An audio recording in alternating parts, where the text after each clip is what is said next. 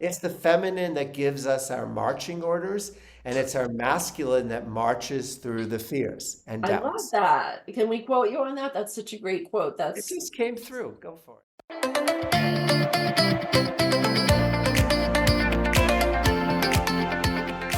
Welcome to the Sexy and Sacred Show with Sage and Steve, where sexuality, sensuality, and spirituality meet to help you create a blissful relationship that enhances your spiritual path and raises your love vibration for personal and planetary transformation. Good morning or good afternoon, depending on where you're all at. We're very excited today to bring you a very special guest today as our first guest speaker on the Sexy and Sacred Show with Sage and Steve. This is Scott Grace joining us today, and of course my lovely co-host, or host for the most part. I'm kind of the co-host, that's all good. Sage Taylor Kingsley. So good morning, Or good evening. Absolutely. or Welcome, evening, welcome, everybody. or afternoon. I know. And I am so excited that Scott is our first guest. This is just like so divinely, perfectly lined up. I've known Scott for, I think, at least 10, 12 years. I know, Scott, I interviewed you way back in the day, 2012, I believe it was, because I was so impressed by who you are and the energy you bring and your humor and your wit and your wisdom and your heartfulness. And so it's just such an honor to have you here. So I'm going to share with you guys Scott's official bio, which will probably already have you in stitches because he's just that funny. So we're going to go deep today. We're going to go high. We're going to go wide. We're all about uplifting you, about spirituality and sensuality and sexuality and personal growth and being the love and light that you are in the world. So Scott Grace has been described as a cross between John Denver, Robin Williams, and Dr. Seuss. And he's wanted by the authorities for creating the peace, as well as defying the law of gravity with levity. Contact with Scott is likely to be hazardous to your misery, as he has provoked outbreaks of joy in 4 out of 5 laboratory humans. It's documented. And it is alleged that Scott's work has so threatened to cut into the sales of antidepressants that pharmaceutical companies have offered him millions to retire. I'm sure you're enjoying that now, Scott. Scott gives keynotes using his stolen identity, aka the spiritual Dr. Seuss, and his feel-good viruses on YouTube have infected over 2.5 million people and more after today. Scott's also been known to practice life coaching without a license, as many of us do. And he fancies himself an intuitive and smuggles wisdom and guidance over the border from beings he calls spirit guides, who are also not licensed and who have allegedly not filed a tax return in several lifetimes or even millennia. And Scott has recorded 9 CDs. Remember CDs? 8 tracks, no, of his original music and comedy, and he presents as an inspirational guest speaker and singer at churches, nonprofits, schools, corporate events, an occasional stand-up comedian. He's actually shared the stage with Dana Carvey and Robin Williams. And his rampage of song portraits, which are custom-made, personalized song gifts that you can get for your birthday, for your anniversary, for a wedding, or just for no reason or any reason at all, have been killing people softly with their song since 1987. And Scott has written 4 books. I remember one about something about laundry that was pretty funny that I bought a few years ago, and I think I might have even written a testimony for that. We wrote testimonials for each other's books about years ago. But his newest book is what has got Steve and I super excited to have him on the show today, and it's called Mindful Masculinity. And this is our topic today. So before I hand the mic over to Scott, I just have to say one more thing, which is I'm going to read a teensy tidbit of my review, which was a heartful read that made Scott cry, because Scott is a mindful masculine who can cry. And what I wrote on Amazon is, and I mean everywhere this, mindful masculinity serves as a revolutionary evolutionary portal for men and for those who love them to step into a more heart-centered, expansive expression of who they are while they shine their unique light with the world.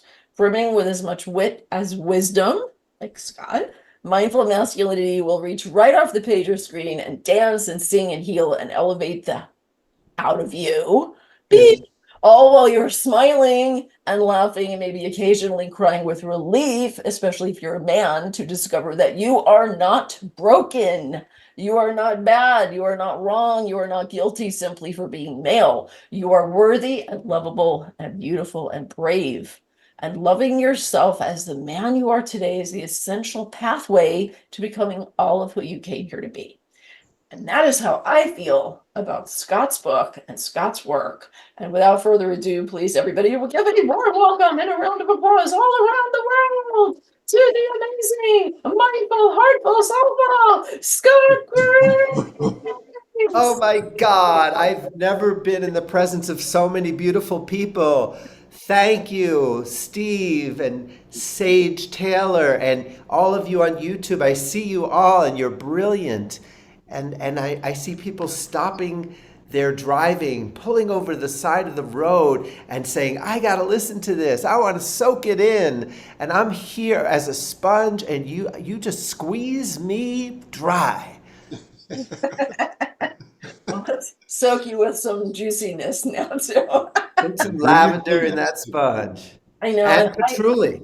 I know we have so much to share, and I want to tell everybody who's listening, you got to hear the entire show today because Scott promises to share one of his spiritual Dr. Seuss songs with us, and I promise to share a brand spanking new spiritual rap about men, about masculinity. And so we're going to be entertaining and touching you every single which way. And Steve will be glowing and holding the space and sharing his wisdom tidbits too along the way. So what I'm really curious about too, Scott, is what inspired you to write a book about mindful masculinity, and where you see the evolution of manhood, and being a man and masculinity. Where do you see that going in the future? How can that evolve? Sure. Well, I wrote the book to heal myself of the thought I'm not good enough as a man. And I've carried that thought with me since adolescence. And about 12 years ago, the mother of my daughter ended our relationship. And I felt it all rise to the surface. And for 10 years, I processed not just grief, but this sense of inadequacy. I wasn't man enough for her. And I began to question that very deeply. And then I was called to write this book. And as I wrote it, I felt that thought start to lift and be replaced by the reality that I'm actually part of the next step of the evolution of masculinity on the planet, and that what I had been judging myself as my weaknesses were really strengths. Hmm. Wow. Yeah. I love that. I That's love huge. that. And I think so many of us have, women as well as men, and this is true for LGBTQ and everybody, that we all have masculine and feminine energy within us. Yeah. And it's beautiful to be able to own and express and honor and celebrate both and all of those aspects in their healthy expressions, which are quite beautiful. But we have all been conditioned to sort of have a checkbox of these things are masculine and these things are feminine, and people with a penis have to do more of these, and people with a badge have to do more of these, and it's like ridiculous. So really just being all of who we are, loving that inner male, that inner female, and saying, who says that, men can't be nurturers or show emotion? I mean, that's ridiculous. Who says that women can't be strong and productive and successful? F that. That's craziness, right? So though all of us are awakening, we're realizing that all of these aspects of humanity and humanness are beautiful. I happen to like being with a man who's a little bit more masculine than me. Like, I like the polarity just a little bit, kind of that difference. But I also love that Steve has these feminine qualities and is nurturing, and that doesn't even mean it has to be feminine quality, right? So I'd love to hear your thoughts about that, Scott. Like, what are masculine, what are feminine? Like, how do we get Ah, past these mindsets and oh, yeah. In the book, I use the word mask dash Yulin as a uh, way of describing the programmed cultural ideas of what masculinity is supposed to look like, mhm. and then dissecting that so that we can come to authentic masculine energy. You have a whole chapter in there. I think it's called Masculinity Out of Balance. Is that the Yeah, one? yeah, yeah, Yeah, yeah. that really So resonated for me. masculine energy grows and thrives on facing fear, embracing challenges, and feminine energy, both within men and women, grows stronger by nurturing or being nurtured. And I like to think of it really simply that the masculine is the left side of the brain, the feminine exists in the right side of the brain, and we're evolving to a point where we're getting whole brained, where we need to use our whole brains to take the next step for humanity. Right. I love that So, great. yes. And here's the interesting thing. So masculine energy grows stronger through encouragement, through courage. And and for many men, it takes courage to explore the right side of their brain. It takes Mm, courage to feel their feelings, to report vulnerably what they're feeling. yeah. So it's a beautiful paradox in that the more a man ventures into this feminine side, the more he expresses courage and strengthens his masculine side. I love that. That's kind of like the yin yang symbol, isn't it? That we have, you know, the dark and the light and the dark, the masculine within the feminine within the masculine. It's like, the boldness of the masculine energy can give women within themselves, and in partnership can give them that kind of structure in which to feel safe to do it, that feminine kind of surrender, flowing, intuiting, kind of thing. And then, as you just said, Scott, the masculine, needs that emotional and intuitive right brain in order to access the creativity and the inspiration so that his bold, courageous actions in the world are coming from a higher and deeper place. Yes, Yeah, I totally get yes. that. Needs to be memed. We're gonna put that all over the world. I love that. The feminine gives the marching orders and the masculine steps Yeah. forth and The feminine is receptive. It receives. right. And then it turns to the masculine and says, "Do something about this." True. Yeah.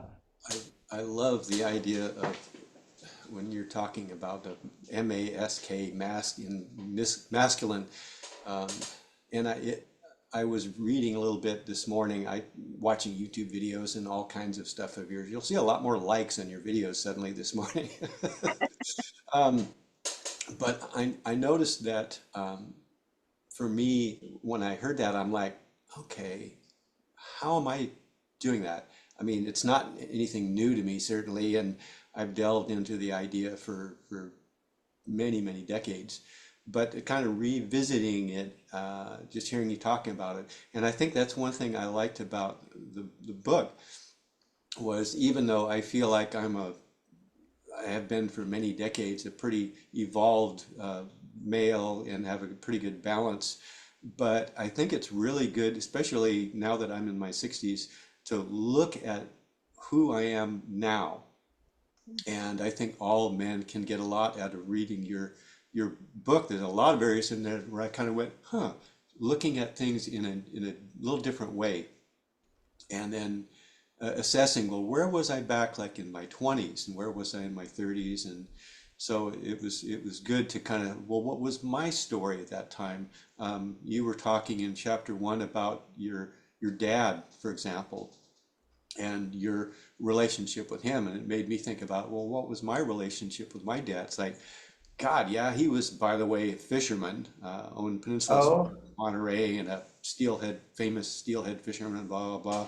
And I was like a shadow under him. So for me, my story was very different, but I could relate to a lot of it. And I think most men can relate to a lot of what you put in there. But it was a good revisit for me. So anyway, and the mask part is, man, boy, do we go there. We are, uh, I mean, I have to constantly reminding myself to be real. And it's like, okay, am I being me or am I being my mask? So it's a Right, or am I being good my one. father, or what my father told me I should be? Yes, Talk a little exactly. bit more about the father wound. I want to share with you guys, and I haven't really shared this publicly or anything, but a gentleman that I was in a relationship with prior to Steve, who shall remain nameless, although he has a name somewhere. Um, but he grew up in a different culture and in the East, and his father, when he was growing up, his father would literally beat him every time he expressed happiness.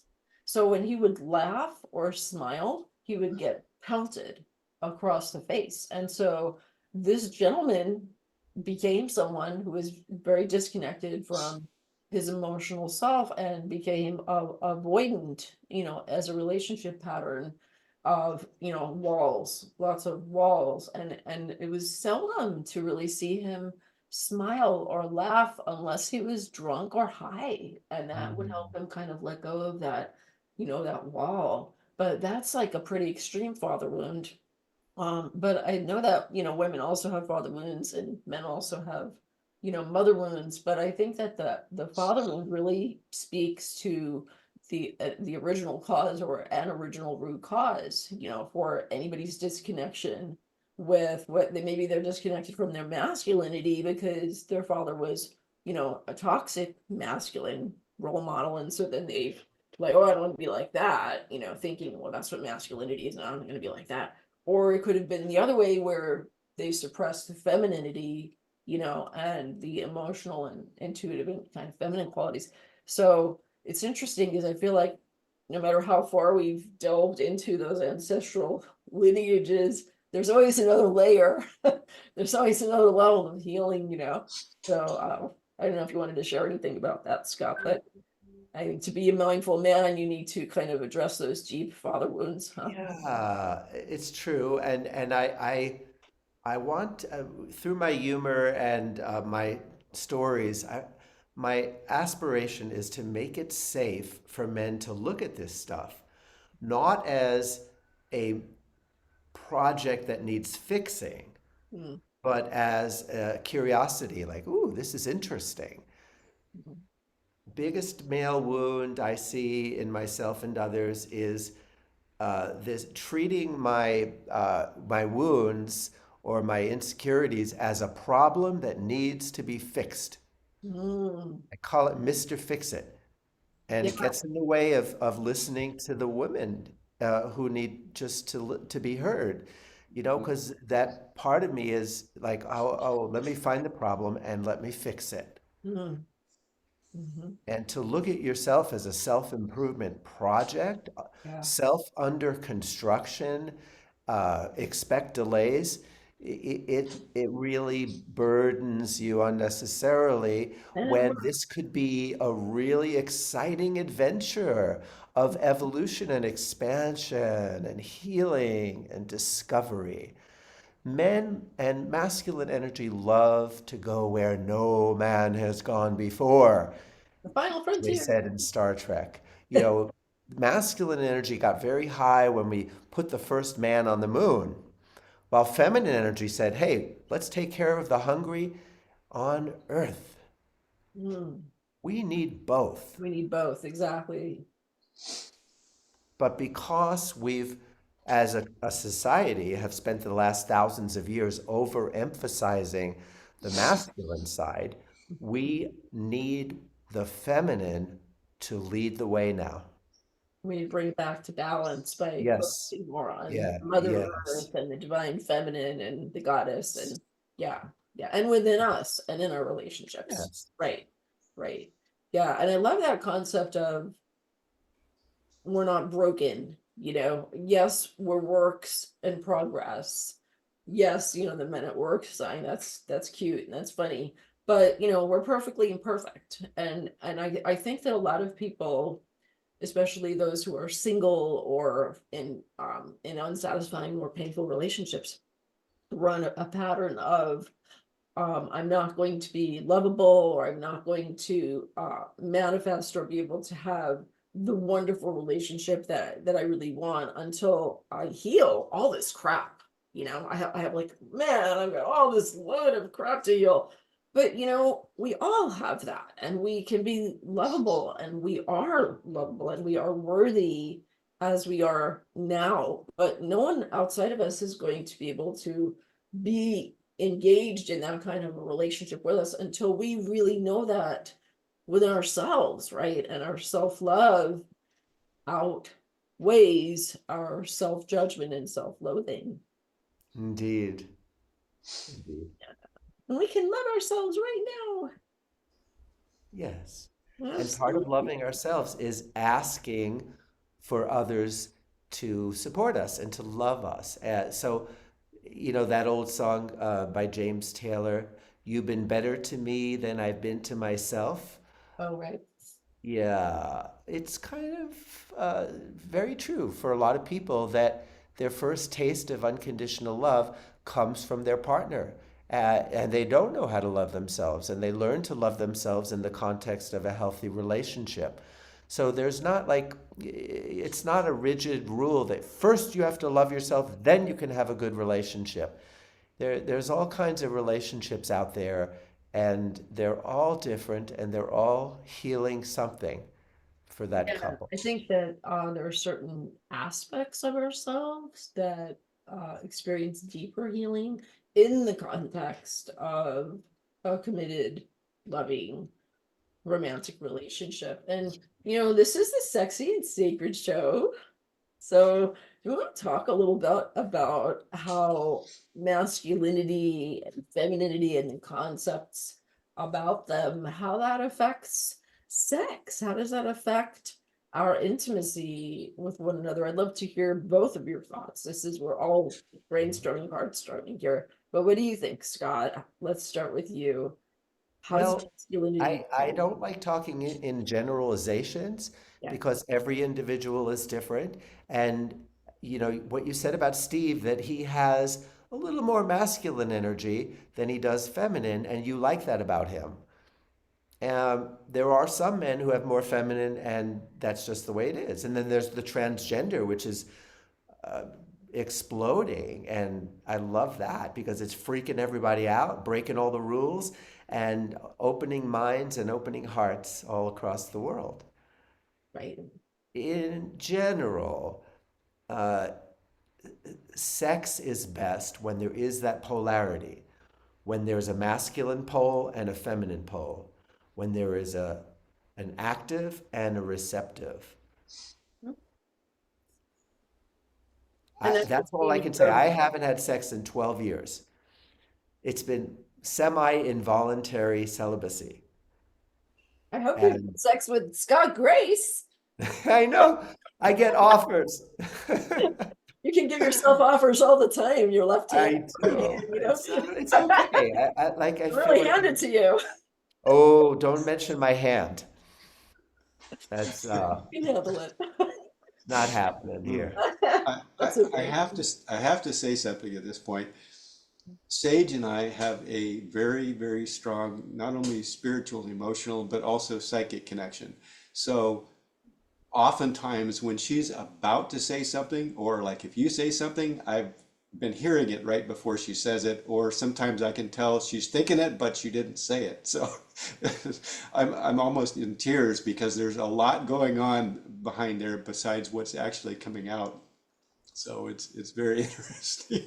Oh, And I beautiful. feel like in a way that might be you giving permission to your feminine energy to allow yourself to own your intuition, to pay attention when you get those intuitive whisperings, which is great. I think like as far as there being some degree of difference, I think this is why we see and I consider myself bisexual. I'm like mostly straight, and when I've been with women, I've kind of missed that kind of extra opportunity for different ways of pleasuring. I was like, felt like something was a little bit missing or a little bit too much like making love to myself. So I'm kind of mostly straight, but I've experimented and explored, and I fall in love with, rise in love with the human, with the person who they are. So I guess pansexual, bisexual, whatever, who cares what the labels are, right?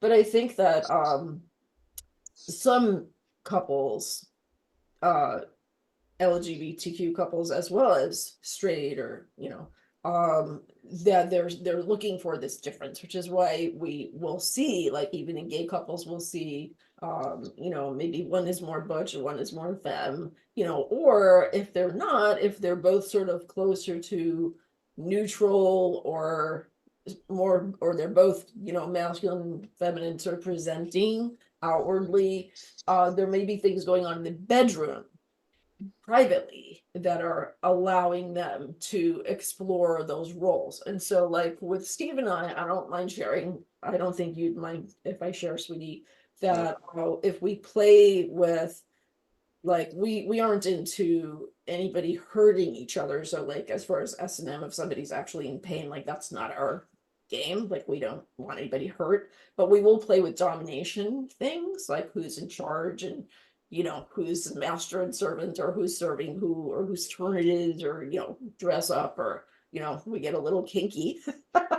But we both are like switches, so we can, like, I can be the dominatrix sometimes, and other times I'm like his little sex slave, like he's my master. And so we find that hot, like to be willing to play with that, and but it has to be done in a safe way, and all that stuff, and trust, and I wouldn't go those places with someone that I didn't really know and trust and feel that it could be Yes. safe Yes. to play like that with. But it's also okay if sometimes you see, like, I think with women it's interesting. I follow a lot of my Instagram is at Sage Poetess. I have a lot of like sexy erotic poetry there. It's pretty spicy, and a lot of the people who follow me there and who I follow on that account are into kinky stuff. And what I see is an interesting pattern is that a lot of really successful, almost outwardly male presenting women, like professional corporate, lawyers, engineers, doctors, that they actually like to be subs. They actually like to let go of that in chargeness and that masculine kind of vibe. When they're being sexual with someone, they want to be bossed around a little bit. Yeah. So it's interesting. And I'm not saying one is good or one is bad or is right or is wrong, as long as people are mutually consenting adults and everyone is happy and feeling pleasure in a respectful way, then that's good. But I think giving ourselves permission to allow, ourselves to have desires, like even if it feels a little out there, or it feels, weird, or someone else, maybe Uh, we don't want our mother to know about it, or, whatever, or father, but it's like, you're allowed to enjoy pleasure in the ways that feel good to you. And as long as it feels uh-huh. good to your partner, like, why not play, have fun, Indeed. enjoy each other, enjoy yourselves. I think Osho was the first one to say, sex is play. Hmm. And we love to play in the bedroom. It's not just this holy, sacred tantric thing. You could role model, and very often the things that are the scariest to role model bring the most pleasure because we love the friction And between I really shouldn't be doing this I and I'm going to go ahead and do naughty, it. feeling a little naughty. Yeah. Yeah. Yeah. Yeah. Oh, this is so hot because we shouldn't be doing this. Right, right. Interesting. That's right. I was wondering too if you had any thoughts, Scott, about like practices that you think are helpful for men who and for the maybe their partners as well, like the women and men who love them, right? What practices could they maybe explore? And of course, In a relationship? in a relationship, but also on their own, All right. Well, one to of the open core their wounds. hearts, to be more balanced with their masculinity, and to embrace their masculine and feminine, any of those things. All right. So, one of the lessons in relationship that men and women are learning is how to share power, Mm, how to both have a voice, how to both have power. And one of the core wounds of most men is shame. I'm not enough. I'm not valid. And the way it translates in relationship is when a man feels that he has to be right about something, that his power is connected to being right, being seen as the boss. mhm. So there's a game called the right day game. And in the right day game, let's say you do this twice a week. One day the man gets to be right, the next day his partner gets to be right. Oh, And so, on your right day, you could say, look, the moon, there's a piece of green cheese on it. And your partner's practice is to say, yeah, I see it. great. Right? So whatever says, so what happens is the whole notion of having to be right dissolves into laughter and play. Hmm. And you could really start to get through the exercise, not just the intellect, but through the practice of this, that it's a nonsensical, unimportant question. Who's right? So many arguments can be thwarted by realizing that nobody's right, nobody's wrong, and it's besides the point. It's a distraction from the feelings that are wanting to be heard and Mm. expressed. Comes back to that whole, would you rather be right or would you rather be happy? Yeah. Yeah. Or Sometimes. would you rather be right or would you rather be vulnerable? Yeah. And you're right. Nobody's right, nobody's wrong, and in a sense, everybody's right, everybody's wrong. I mean, we all have aspects of ourselves that are coming from truth and like objective reality, and then we have these other subjective realities and lenses and filters. And just because we're seeing it a different way than our partner doesn't mean they're wrong and we're right, or vice versa. We're Indeed. looking at it in And a different honoring other people's point of view is what creates not just an intimate relationship, but planetary peace. Yes. love that. Honoring diversity. You wouldn't be attracted to somebody who had the same points of view, the same wounding, the same gifts. There wouldn't be that polarity, that chemistry. It would be We pretty are we boring. are the chemistry draws us together, but we really deep down we're in partnerships to learn, grow, heal with each other and to learn from each other. And there's disowned parts of us that are sleeping, and in intimacy, the other person may act them out, and we get to go from judging them and pushing them away to realizing, oh, that's my anger. They're teaching me to express my anger. I can welcome that. There's a gift in that. Yeah, and I love too what we're talking about here about keeping curiosity instead of going into that judgment, like wearing the judge robe with the gavel, and that black or white thinking, but just being curious, and I know that like with conflict resolution, I've been practicing this for a long time, and Steve and I don't have a lot of conflicts, but when we do, we're really very good about communicating. And I think it helps to just be curious instead of trying to make your points like, oh, while they're talking, you're sitting there making your next 3 points in your mind of how you're going to crush their argument. That's what so many of us were raised with, and that's what we think is communication.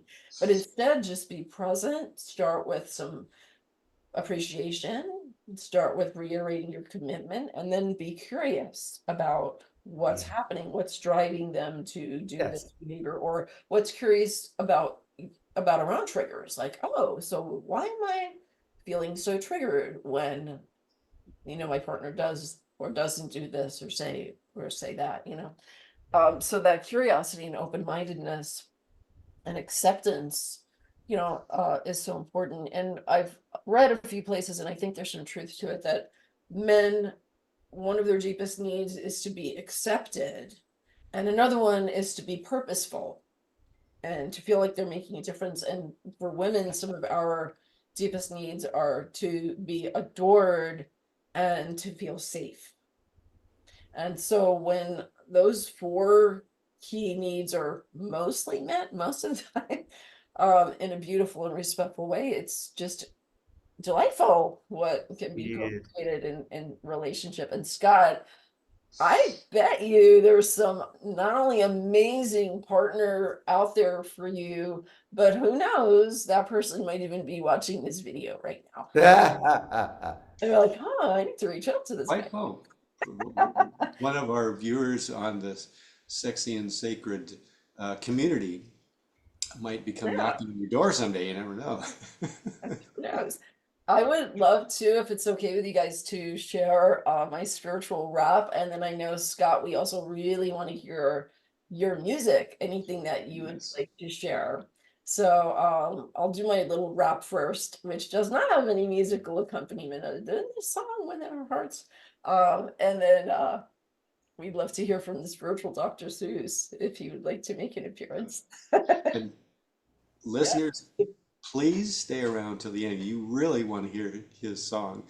And believe me, I have heard a ton of them.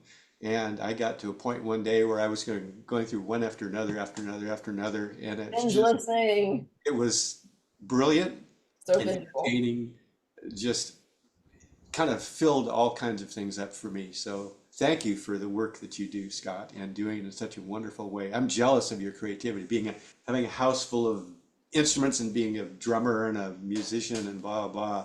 But uh, I don't have that type of creativity, so it's awesome to see, and everybody needs to see that.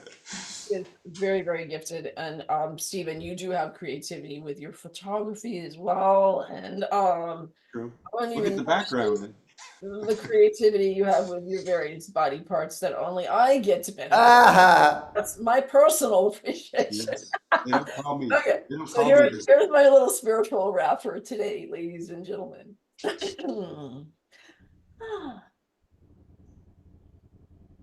Let's take a moment to explore more deeply, ladies and gents, just exactly what masculinity should mean and has meant. It's not your macho-ness that makes a man, your roughness and gruffness. It's when you put your arms around us, stand for peace, truth, and justice. We love your cocky strength and balls when they're directed with kindness, and we admire your confidence when it's balanced with alignment. So please excuse us if we're cautious because we've been hurt and been burned by toxic men in our lives. So now some trust needs to be earned. Your emotions are beautiful and they make you feel whole. When you let us in your holiness, your soul is our home. You see, your healthy manly qualities aren't challenges to bear, but rather partnerships, equalities, gifts we can enjoy and share. We all have healing to do, so take our hands and hold our hearts as we will yours, together making love a sacred act and an art.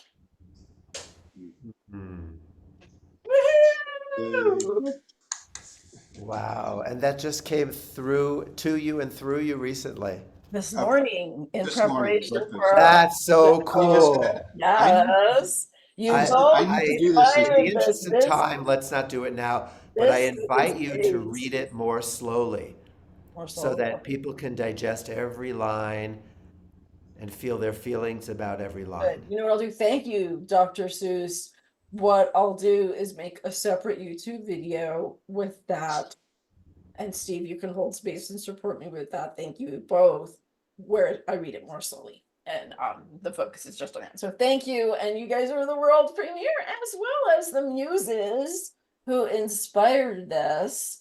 And Steve and I were talking about on our show, sharing more of our creativity and our vulnerability and our passions and things that light us up. So, and for Steve, some of that is sound healing and spiritual mind treatments. And for both of us, it's meditation and healing. And for me, it's poetry.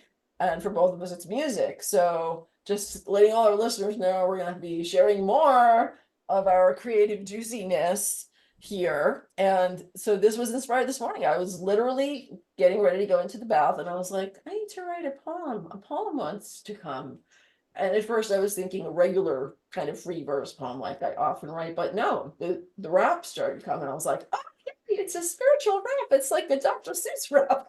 Oh, So I'm wow. sure that being, in your vibe, Scott kind Indeed. of helped with that. And of course, Steve, I'm thinking very much of you, largely as this man in my life, and then also of you, Scott, and how you are a voice for this, and that you guys are living examples of this. And I encourage, all the men who are on this awakening path of mindfulness and heartfulness, to cut yourself some slack, give yourself a hug, guys. You're amazing. You're a beautiful, beautiful man, and we love you. And so I'm sending a big hug to all the beautiful awakening men from all of us beautiful awakening women and men. And spin back to the women. Let's hug the women. Yay! Right? We all bless each other. So thank you, thank you, thank you. Anyway, I put some of my things like that on my YouTube. I'll put it in the show notes. And but enough about me. We want to hear from the spiritual Dr. Seuss, whatever magic and mirth and mystery and mayhem you have for us today. Sure. Well, the first poem that came through me, my daughter was about 2 years old. I had been finishing putting her to bed with Dr. Seuss stories, There you go. and I noticed that I kept rhyming in my head. I couldn't turn it off. And so I went to my computer and started to write, and 2 months later, the poem was complete. Oh, The first one was called Oh, the Places Your Ego Will Go. And it talks about the ego, not the way Freud would describe it as just a sense of identity, but the ego in terms of what blocks the giving and receiving of love. The ego in terms of what seeks love and then pushes it away, but doesn't know how to just be love or receive love. mhm. The ego that is either our prosecuting attorney or our defense attorney, but never can leave the courtroom and go have a good time. So it's the neurotic ego that I rap about when I do this poem. All right. The ego will travel with you on this earth and be your companion for worse or worse. It pretends it's your friend, your bestest amigo. And it pours on the guilt. That's the beverage of ego. It's there to protect you, to help you be strong. So it has to remind you you've done it all wrong. You're weak and you're lazy and you don't have a clue. That's your drill sergeant ego trying to motivate you. Very Ego good. wants you to be all you can be, so it gives you these pep talks all day and for free. Yeah. I mean, it goes on. It's about a 6-minute poem. You can do a bit more. We got a few more minutes. Keep going Uh, if you want, let's or let's not. let's hit the let's go to the end. Okay. One day when you've failed and succeeded enough, you witness your ego exposed in the buff. Woo. And you realize behind all its protective clothing, the ego's been hiding a state of self loathing. And beyond that, you realize the biggest of deals. You've dreamt up the ego, it's not even real. Mm. So, for richer, for poorer, in all kinds of health, You commit to the journey of loving yourself. You realize the love that you searched for outside you is what you are made of and can't be denied you. Yes. So you release your potions, your problems, your pills, put some logs on the fire, learn how to chill.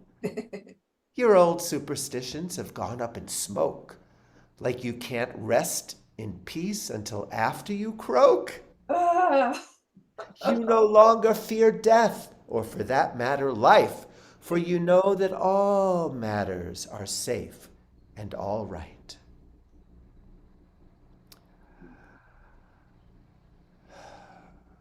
Very lovely. One day, I'm just remembering the very end. Um, One fine day, you will soon be inspired to go out in the world with some newfound desires. Desires that spring from your heart and your soul, and wherever they take you, you're going there whole. Because the ego is now in the passenger seat. It lets down the window and takes in the treats. You're not in a hurry. You're going there slow. Because the journey's as rich as the places you'll go. Where you are going, you don't need to know, because the journey's as rich as the places you'll go. Hooray! Oh. Let's just breathe that joy in.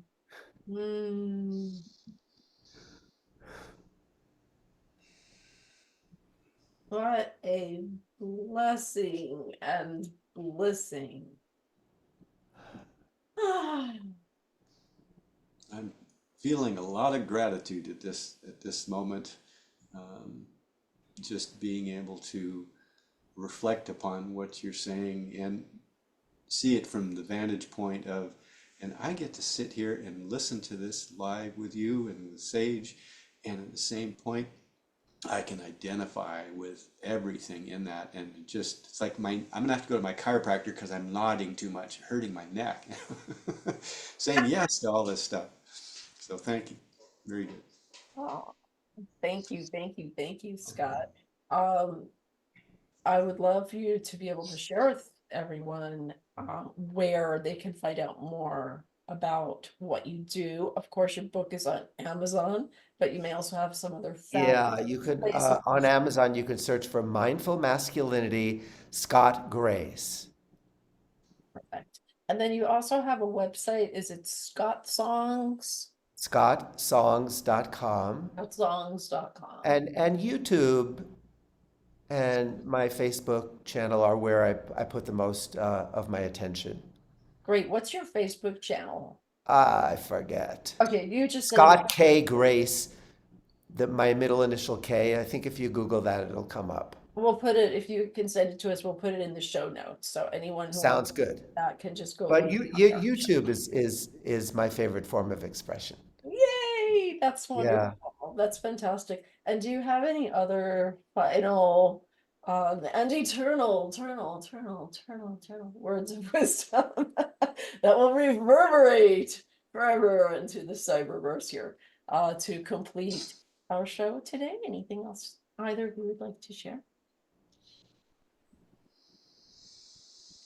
How about we do this in spontaneous poetry? Gorgeous. So this is just be coming through in the moment.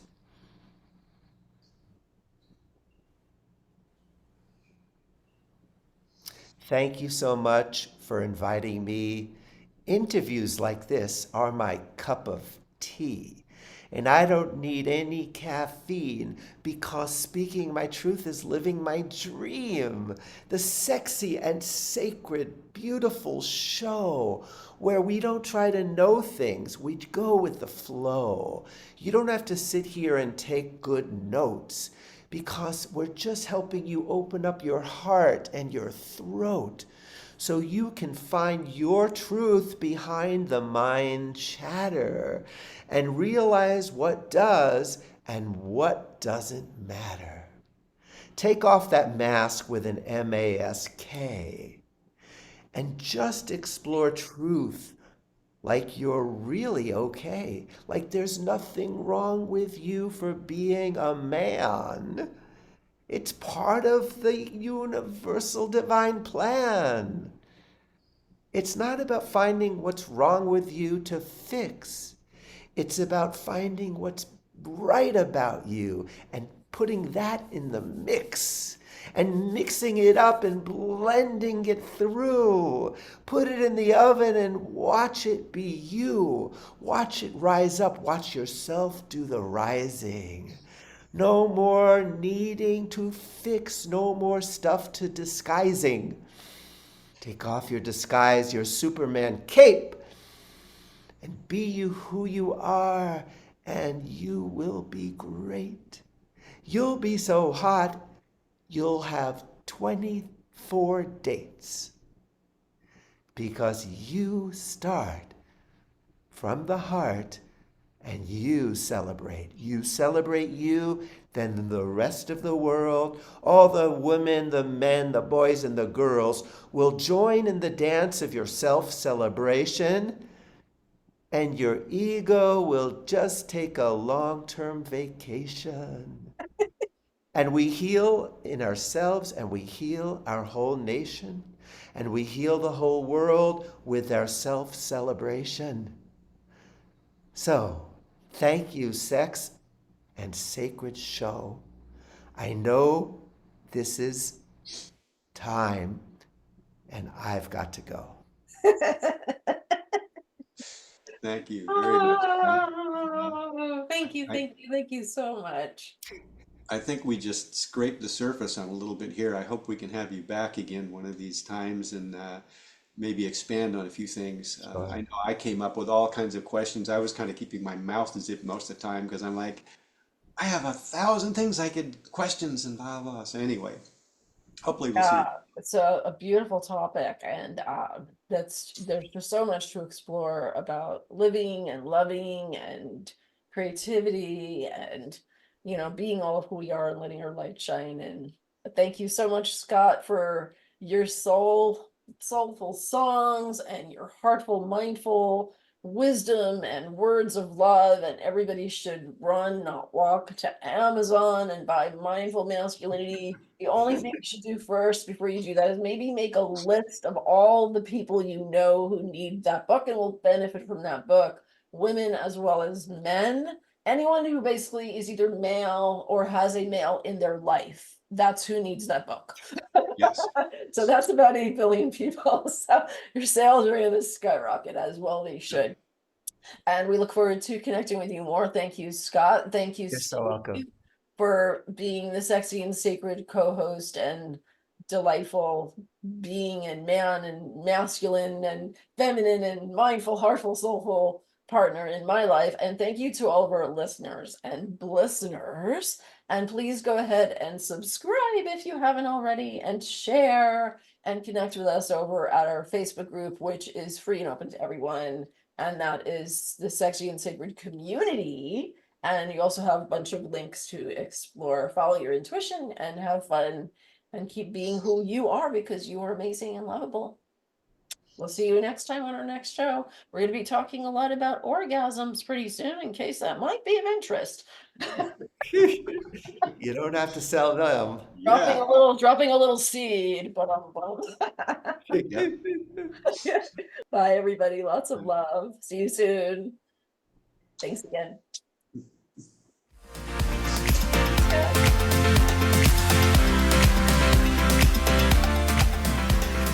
Thanks for being part of our growing community at the Sexy and Sacred Show. Please share the love, subscribe, leave us a 5-star review, and catch us next time at your favorite podcast platform. Until then, remember, you are sexy and you are sacred.